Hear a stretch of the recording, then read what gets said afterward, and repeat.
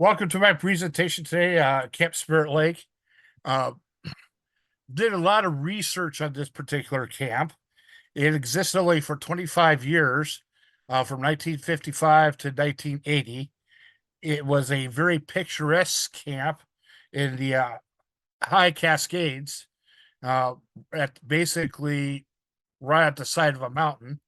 And it was,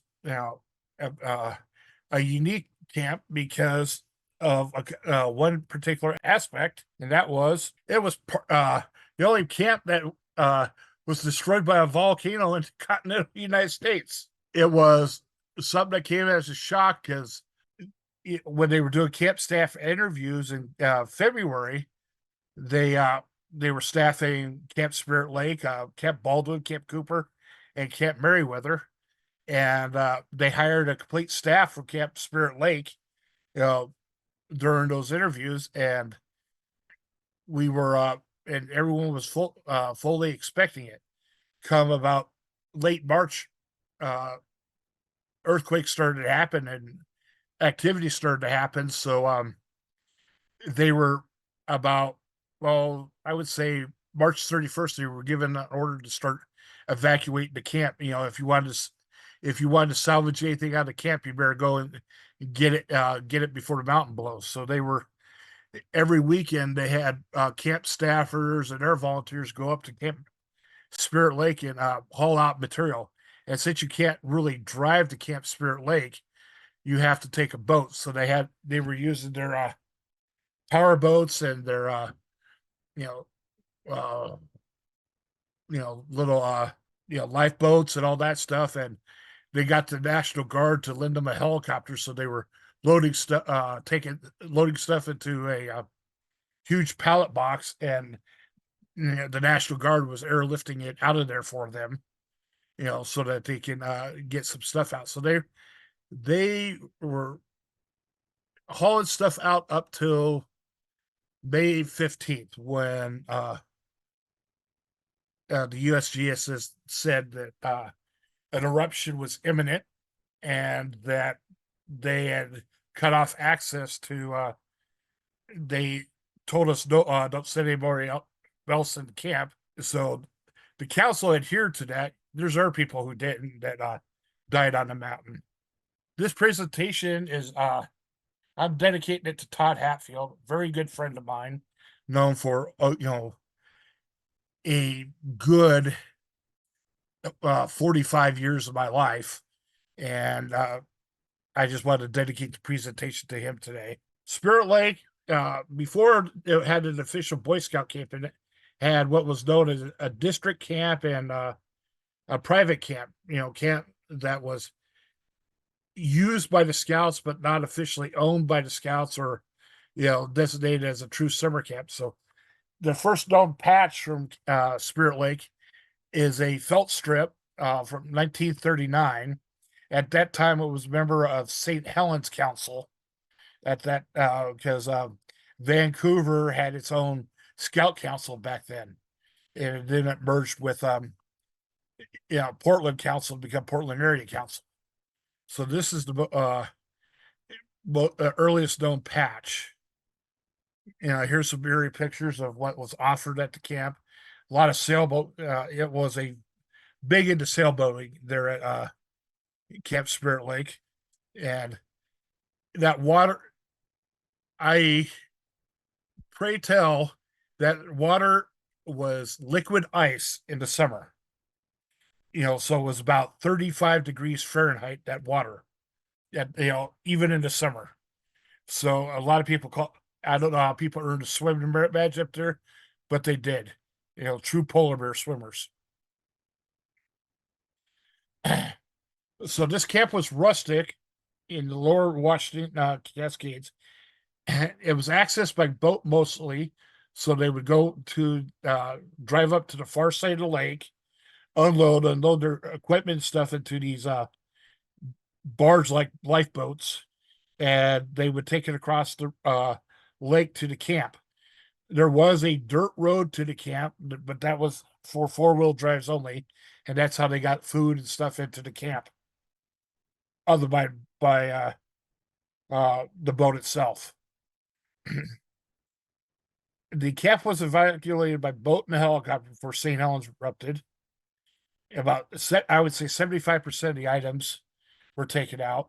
The rest of the camp and items are underneath hundreds of feet of dirt, ash, and water right now. When the eruption happened, it completely moved Camp Spirit Lake.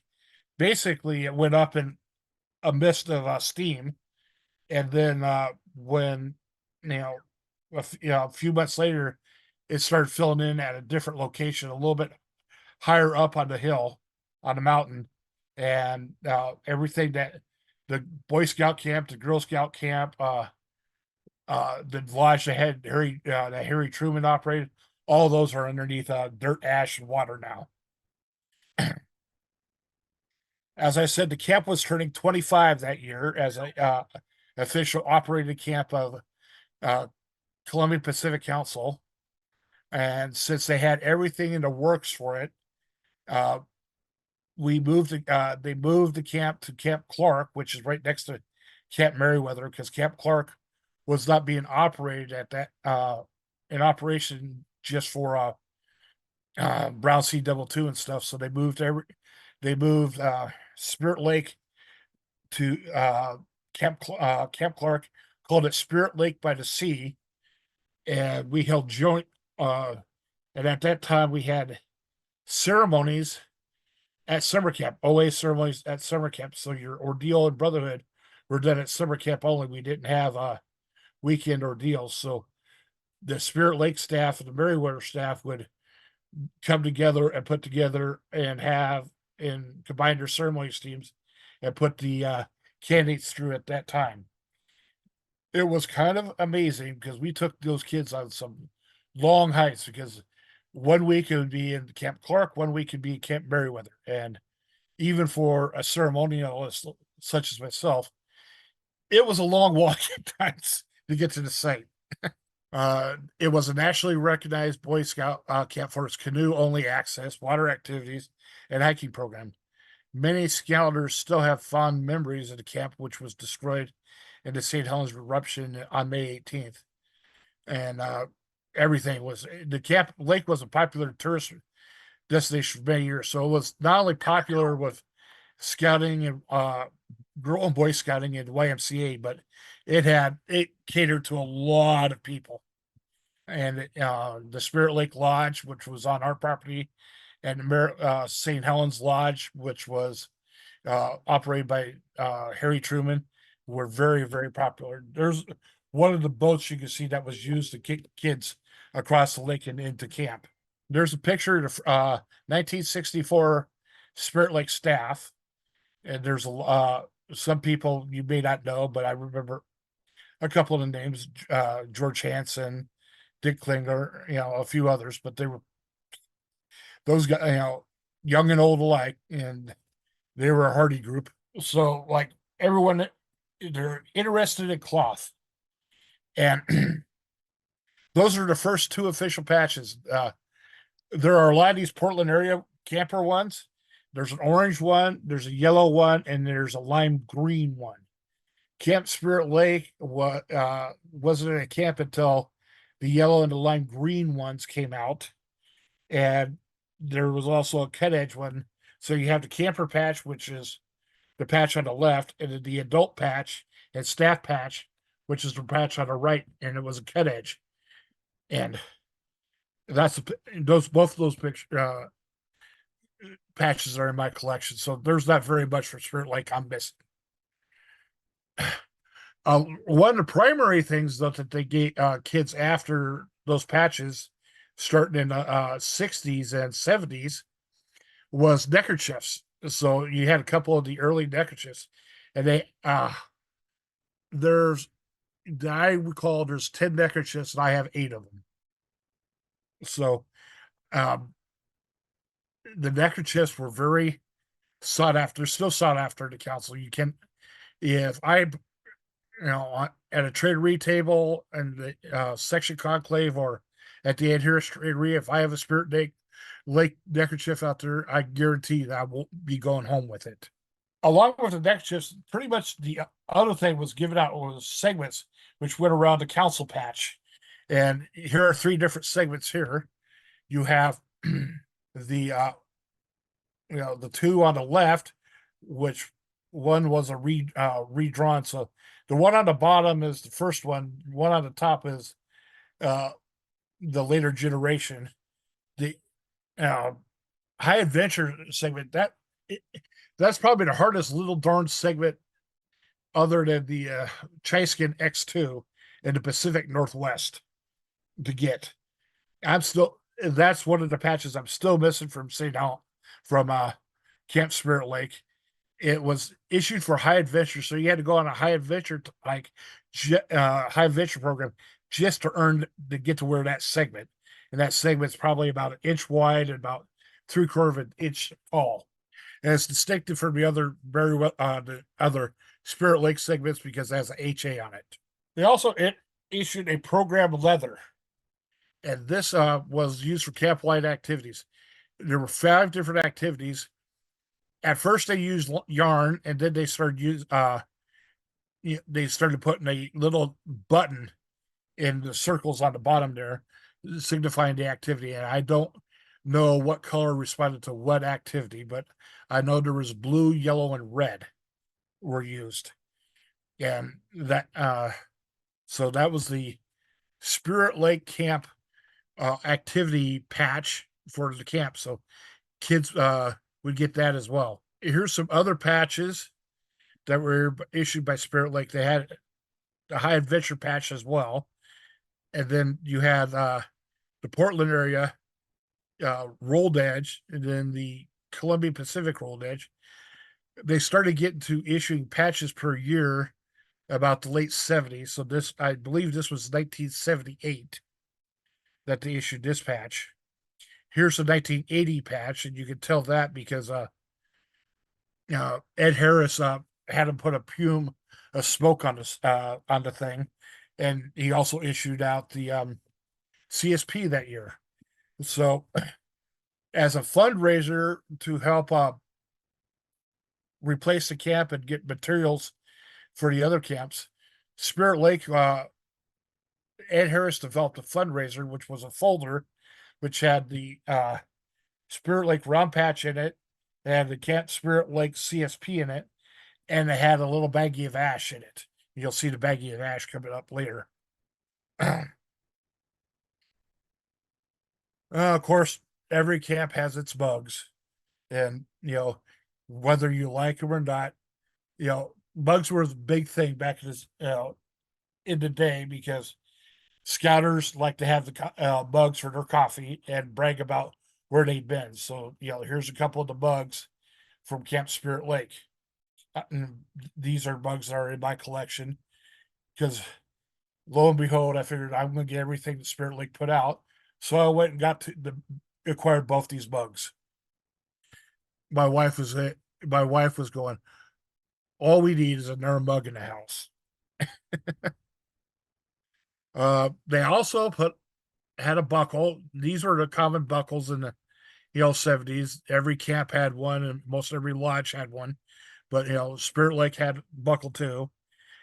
They had a neckerchief slide, which is this Spirit Lake camp neckerchief slide that was used.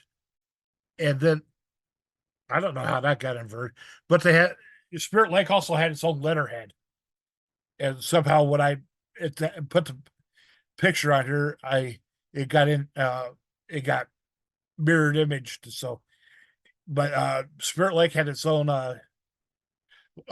stationery, and for me to find a mint piece of that stationery drove me crazy because normally I don't collect paper, but I said this camp is long gone. That would be a neat item to put in a notebook with the patches and stuff. So I went out and spent $10 to get a sheet of paper. A couple of last items. I know I went through this presentation quick, and there's a lot of history of Spirit Lake, but consider I never went to the camp myself because I was supposed to be I was an alternate staffer for that one. I ended up being a Camp Merriweather staff that the year that St. Helens blew.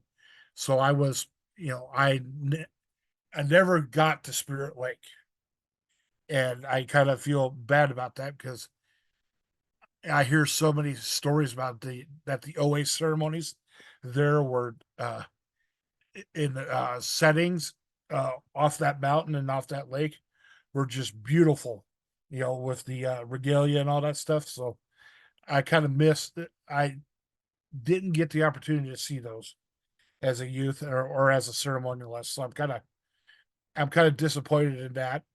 Uh, you get the main lodge at Spirit Lake. That's pictured there for the activity center or the hub of Camp Spirit Lake. Camp Spirit Lake, that's they use that as a dining hall there a couple of times a week, but mainly it was jamboree style meals at Spirit Lake, where each troop cooked in their own campsite and made their meals. So that was one of the few campsites we did that at. We still do that tradition at Camp Baldwin now, where they have, a couple of main dinner meals with everybody, but everything else is done jamboree style at their troop site. I'm gonna say, this is the end, and and appropriate as the end of Mount St. Helens blowing up and taking out the camp. So pictures were provided by the council, Kevin Rudisell, myself, and the late Todd Hatfield. The late Todd gave me a couple of the pictures, uh, and he provided me the picture of the high adventure segment. Council strip with the ashes. Do you know how many of those were issued? I think Ed made 500 total. And I know I went out there to help scoop ashes and put them in that stupid little banky. It was one of those things where Ed came up to the lodge and, to the kids that were patch collectors, he said, he says, you want to earn a free cent or two? And he says, if you guys scoop ash into these little baggies I got, I'll give you a cent or two.